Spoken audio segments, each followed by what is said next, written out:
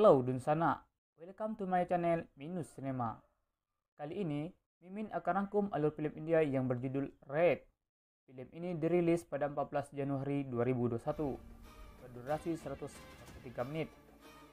Film ini berupaya mengungkapkan kasus pembunuhan seorang pria yang bernama Akash, yang melibatkan pria kembar. Namun, polisi tidak mampu menemukan bukti yang jelas untuk menjerat tersangka tersebut. Bagaimana kisahnya? Tonton terus video ini. Di awal film, kita diperlihatkan seorang pria yang bernama Siddharth tengah mengamati seorang wanita yang bernama Mahima. Siddharth sangat mencintai Mahima. Ia selalu mencari kesempatan untuk berduaan dengan Mahima. Namun, pada akhirnya ia memberanikan diri berbicara dengan Mahima dan mengajaknya minum kopi. Lalu Mahima menjawab, "Pertanyaan yang kau berikan salah." Dan Mahima akan ikut jika pertanyaan yang diberikan itu benar. Siddharth pun bingung dan berpikir selama 3 hari untuk menemukan pertanyaan yang tepat. Akhirnya, Siddharth menyerah dan menanyakan langsung pada Mahima. Mahima menjelaskan pertanyaan, "Maukah kau minum kopi bersamaku?" adalah pertanyaan yang salah.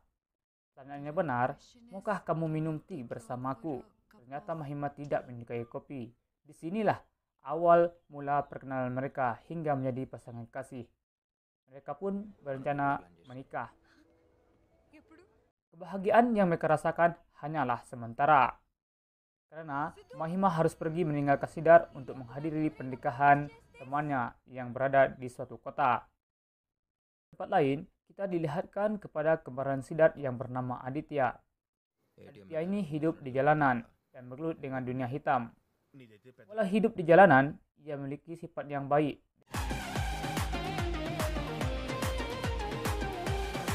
Aditya memiliki kebiasaan yang buruk. Dia selalu berjudi. Di saat ia memiliki uang, ia akan mengambilkan uangnya di meja judi tanpa tersisa 1 rupiah. Kebiasaan ini ia ikuti dari kebiasaan almarhumah ibunya.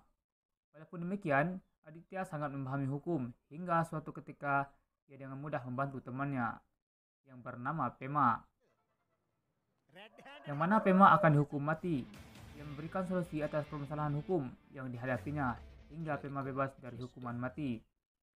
Saat yang bersamaan, Pema mendapatkan telepon dari bosnya untuk mengembalikan uangnya yang ia pinjam. Dan saat Pema pergi meninggalkan rumah itu, Aditya mengambil uang Pema yang berjumlah 8 lat.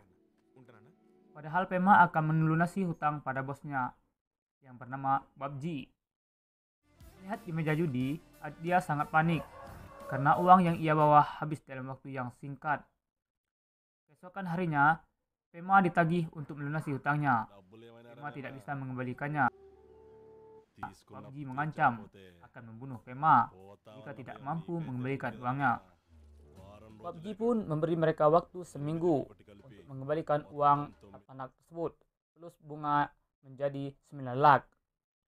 Saat mereka kebingungan dan berpikir bagaimana mengembalikan uang tersebut, tiba-tiba datang seorang wanita cantik yang bernama Gayatri. Gayatri menghampiri Aditya dan ingin memberikan uang sebanyak 1,5 lakh untuk mengobati ibu Aditya yang sedang sakit. Aditya pun bingung karena ibunya sendiri sudah lama tiada. Pema berharap Aditya mengambil uang tersebut untuk membayar uang pada Babji. Tapi Aditya tidak mengambilnya karena Aditya tidak tahu wanita itu siapa. Usut demi usut, ternyata ini ulah seorang temannya yang ingin menjodohkan Aditya dengan perempuan cantik tersebut. Batas waktu yang diberikan oleh Babji hampir habis, sedangkan uangnya belum mereka dapatkan. Pema sudah disandera oleh Babji. Aditya pun terus berusaha dan menelepon teman-temannya untuk meminjamkan uang. Namun tak satu pun dari mereka yang memberikan pinjaman. Dengan rasa malu, ia pun mendatangi Gayatri untuk meminta pinjaman 1 lakh. Walaupun Gayatri sudah tahu kebohongan yang terjadi, ia tetap memberikan uang itu kepada Aditya. Mungkin rasa cinta yang buat Gayatri tetap memberikan uang kepada Aditya. Wow, ternyata rasa cinta mengalahkan segalanya.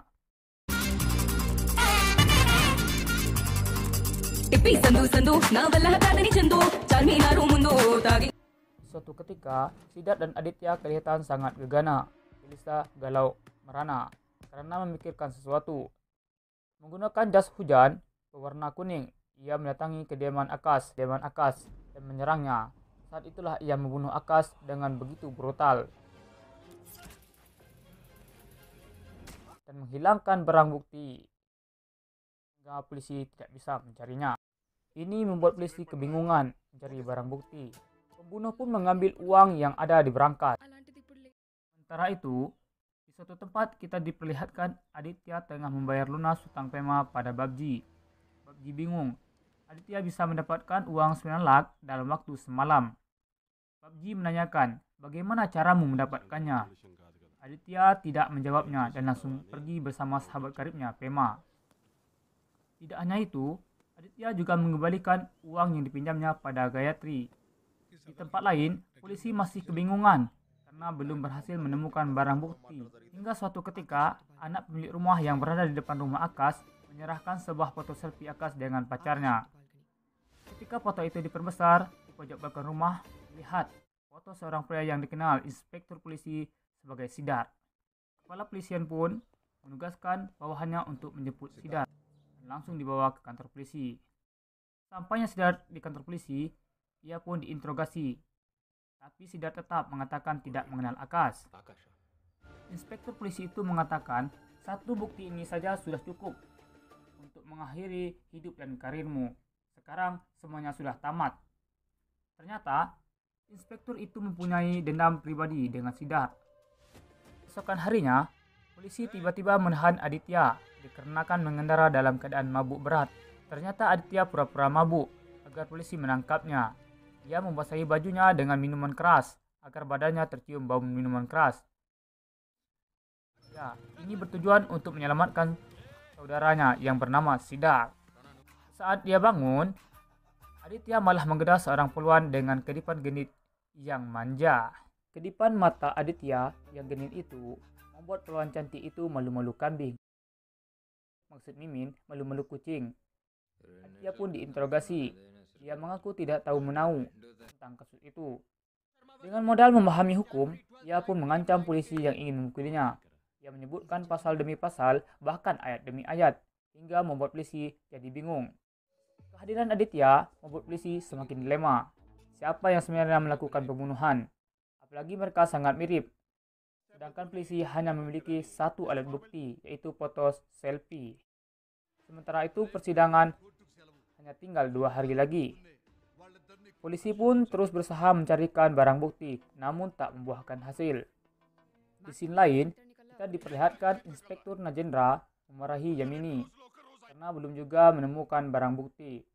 Padahal dia sudah sangat ingin memasukkan Sidar ke dalam penjara. Yamini pun mencari tahu apa sebenarnya yang terjadi antara Sidar dan Najendra. Ternyata Sidar membantu putrinya kawin lari dengan laki-laki yang berbeda kasta dengannya. Hingga detik ini pun Najendra tidak mengetahui keberadaan putrinya. Itulah alasan Najendra membenci Sidar. Di sisi lain, polisi berhasil menemukan helaian rambut pembunuh di TKP. Forensik ingin mencocokkan rambut itu dengan rambut Aditya dan Sidar. Sambil menunggu hasil itu, Sidar mulai ketakutan dan ingin melarikan diri. Polisi gagal mencegahnya. Aditya pun mencegah Sidar melarikan diri. Hingga bangku hantam antara Sidar dan Aditya pun terjadi begitu sengit. Polisi pun melerai keduanya dan memasukkannya ke dalam tahanan. Hasil forensik rambut sudah keluar dan ternyata sampel rambut keduanya cocok dengan bukti. Ini membuat polisi makin bingung siapa sebenarnya yang membunuh Akas. Ternyata Sidar dan Aditya adalah saudara kembar. Wajar saja jika wajah mereka begitu mirip, bagaikan pinang di belah kampak. Oh, maksud Mimin bagaikan pinang di belah dua. Ya, ayah mereka merupakan seorang pengacara. Ibu mereka seorang pegawai bank. Karena ketidakcocokan, orang tua mereka berpisah saat mereka masih kecil. Aditya mengikuti ibunya dan Sidar mengikuti ayahnya. Ibu Aditya memiliki kebiasaan yang tidak lazim bagi wanita. Ibu Aditya sangat hobi pergi klub malam dan berjudi. Suatu ketika, ibunya pernah berjanji akan meninggalkan kebiasaan buruk itu. Namun, ibunya gagal, belum bisa menepati janjinya. Hingga akhirnya Ibu Aditya memutuskan bunuh diri dengan cara gantung diri. Setelah kepergian ibunya, Aditya pun dirawat oleh ayahnya. Karena kurangnya perhatian ayahnya terhadap Aditya membuatnya risih. Suatu ketika, ayahnya mendapati Aditya tengah berjudi. Aditya pun dipukuli ayahnya. Siddharth pun membantu ayahnya memukuli Aditya. Namun, setelah ayahnya wafat, mereka mengurusi hidup masing-masing. Di sisi lain, polisi masih berusaha keras mencari bukti pembunuhan Akash. Namun, usaha itu masih gagal. Setelah 7 bulan, kasus itu disidangkan di pengadilan. Hakim sidang itu tidak melihat polisi mampu menghadirkan alat bukti yang kuat yang membuktikan siapa pembunuh yang sebenarnya. Hakim pun berkata, "Kita bisa apa jika tidak mendapatkan buktinya? Hukum tidak dapat menghukum kalian karena salah satu dari kalian tidak bersalah. Meski 100 pembunuh lolos, tapi tak satu pun orang yang tak bersalah layak dihukum," tegas hakim sambil membebaskan Aditya dan Siddharth. Seminggu setelah persidangan, Yamini merapikan kembali barang-barangnya dan menemukan foto Mahima, pacar Siddharth. Selama 7 bulan, mereka menangani kasus pembunuhan Akash. Yamini tidak pernah melihat Mahima menjenguk Siddharth. Karena penasaran, Yamini mencari tahu. Ia menelpon sahabat Akash dan menemukan jawaban. Pacar Akash itu bernama Mahima. Yamini pun terdiam karena telah mendapatkan bukti. Beberapa hari sebelum pembunuhan Akash, Siddharth telah mendapatkan informasi bahwa Mahima sudah kehilangan kontak, yaitu sejak menghadiri pernikahan temannya di suatu kota. Mahima terakhir kali dilihat oleh temannya berada di stasiun kereta api. Pada saat itu Mahima bersama dengan Akash. Ya, pada saat itu Siddharth langsung saja menuju rumah Akash. Saat terjadinya pembunuhan, sebelum meninggal, Akash mengaku telah memasukkan obat penenang ke dalam minuman Mahima. Dan ketika Mahima tidak sadarkan diri, ia memberikan keringat padanya selama 2 hari. Akash juga mengaku Mahima mati karena overdosis obat yang ia berikan. Ia telah menyogok polisi agar tidak menuntutnya. Ia juga mengaku Mahima terus menyebut nama Siddharth hingga napas akhirnya. Di akhir cerita, kita diperlihatkan dengan pertemuan saudara kembar, yaitu Siddharth dan Aditya. Siddharth mengatakan pada Aditya bahwa pencegahan yang dilakukan Aditya saat Siddharth ingin kabur adalah cara Aditya menyelamatkan Siddharth dari hukuman mati. Aditya mengaku terus memantau kasus itu dan memilih terlibat di dalamnya agar ia bisa menyelamatkan saudara kembarnya, yaitu Siddharth. Dia pun mengatakan semua ini ia lakukan semata-mata demi ibunya yang mencintai dan selalu merindukan Siddharth. Aditya pun menikah dengan Gayatri dan berjanji menjadi lebih baik. Sementara itu, Siddharth sendiri akan ke Mumbai dan menetap di sana selamanya.